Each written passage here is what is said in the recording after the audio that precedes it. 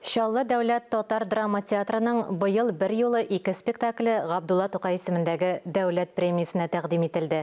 Әни өчен обага алмасы ачы була спектакле Тукай бүләгенә лаек икәнен Шаллы театрына барып хәбәрчебез Мөршидә Җиһан ачыклап кайтты.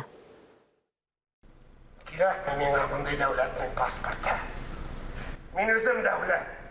Тарихка кіріп қалырлық әсәрлер күнде туып тұрмый. Обаға алмасы ашы бұл әсәріне де ұйытқы салынғанға 2 дистәгә якын вақыт узып киткән. Журналист Рауил Сабыр Әгерҗе районында гайри табигый хәлгә юлыга.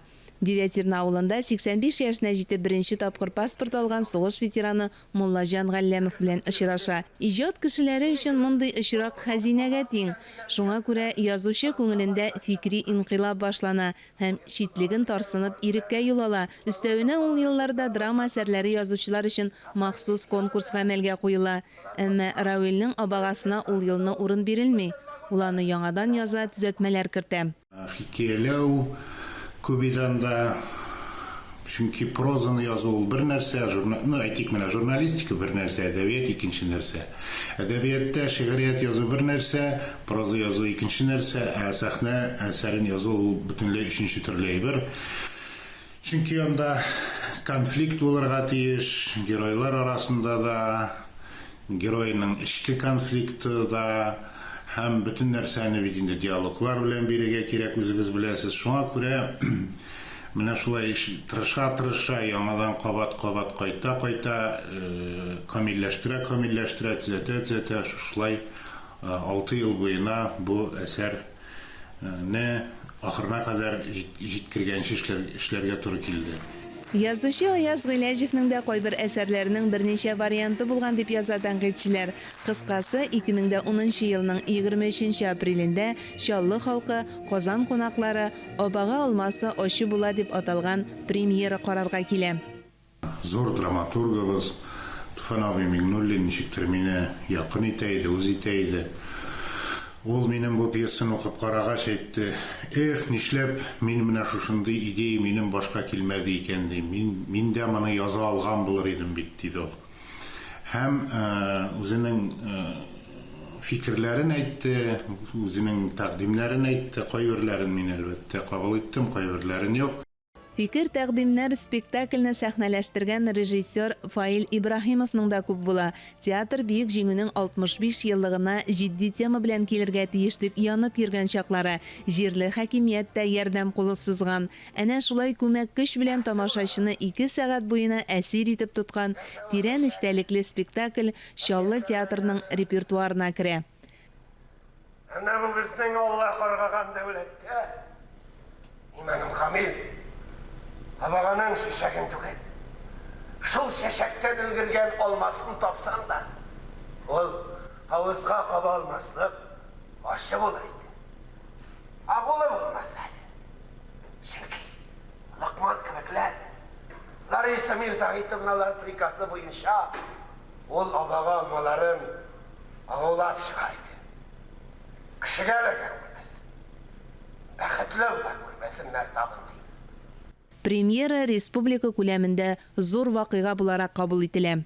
Бик шаттым мин ул пьесаны, бик яраттым, һәм алай гына да түгел, аның уйнаучылары да бик шәп бит. Менә герой Рафаэль, ул минем өчен бик кадерле, чөнки ул егет минем курста укыды, минем шәкертем, театральный училищеда миндә укыды, ул Фәрит Бикчәнтаевлар белән, Данил Салиховлар белән. Баш рольне уйнаган Рафил Сагдуллинга Насыбулла образы өчен ир-ат ролен иң оста башкаручы номинациясендә Тантана театраль премиясе тапшырылды.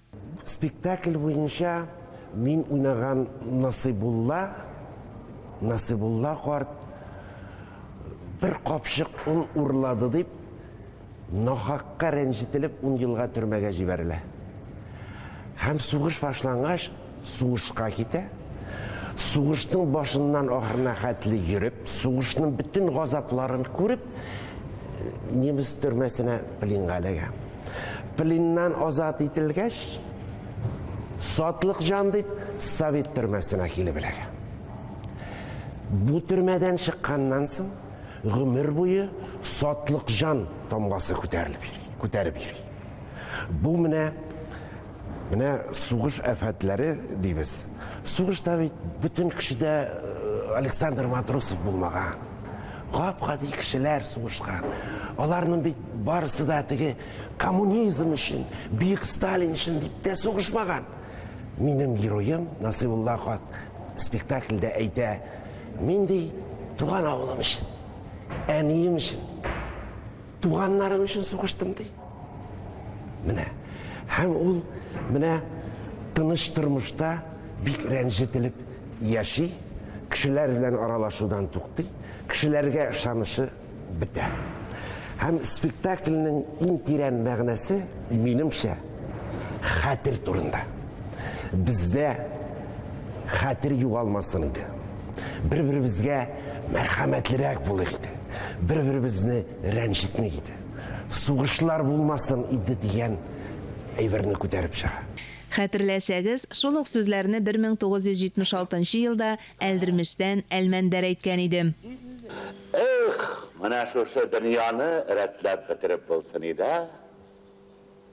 Сугышлар булмасын иде.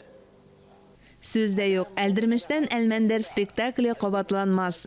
Әлдермештән Әлмәндәр турында, пьеса турында мин һәр вакыт әйтәм. Ул кабатланмас нәрсә. Кабатланмас. Аның авторы да, режиссеры да, уйнаган артистлар да менә мәңгелек. Әйтәсем килә спектакль. Күрәсең, шушы ук югарылыкка ирешкәне өчен тамашачылар һәм театр белгечләре Насибулланы Әлмәндәргә охшата. Әлмәндәр белән Насибулланы чагыштыру, беләсезме, ул ни өчен килеп чыга? Чөнки сәхнәдә спектакльнең башыннан азагына хәтле төп герой шул 90 яшьләр тирәсендәге бабай. Монда инде параллельсез гомумән булмыйдыр. Ләкин аның тагын бер ягы бар. Менә шушы Насибулланы ролен башкара торган безнең артистыбыз, Татарстанның атказанган артисты Рафил Сәгъдуллин. Ул аны шул хәтле жанын биреп, йөрәген биреп, шул хәтле бу бабайны яратып, үз героен яратып, шул хәтле шәп иттереп уйный бу рольдә. Аны хәтта әйтәләр, татар йөрәгенә менә шул хәтле якын образны Шәүкәт Биктимировның Әлмәндәреннән соң бары тик Шаллыдагы артист менә Рафил Сәгъдуллин гына шундый образ тудыра алды сәхнәдә диләр.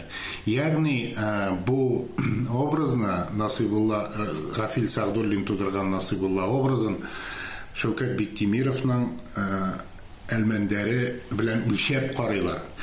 Һәм бу миңа калса бик зур казаныш. Halisa, olulmuşa min olmimeli.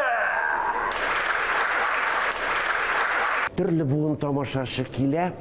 Менә мин аралашам, алар минем белән аралашалар. Шул ук яшьләр дә, шул ук олылар да спектакльне караганнан соң бик нык уйланалар. Спектакльнең үзенең юморы да бар, газап хәсрәтләрне дә ул күрсәтә. Әмма ләкин һәркем шушы спектакльне караганнан соң каядыр үзенең туганын күрә, кемдер үзенең бабасын күрә. Ул бит сугыш кытышкыч әйбер. Һәм ул һәр гаиләгә кагылган афәт турында.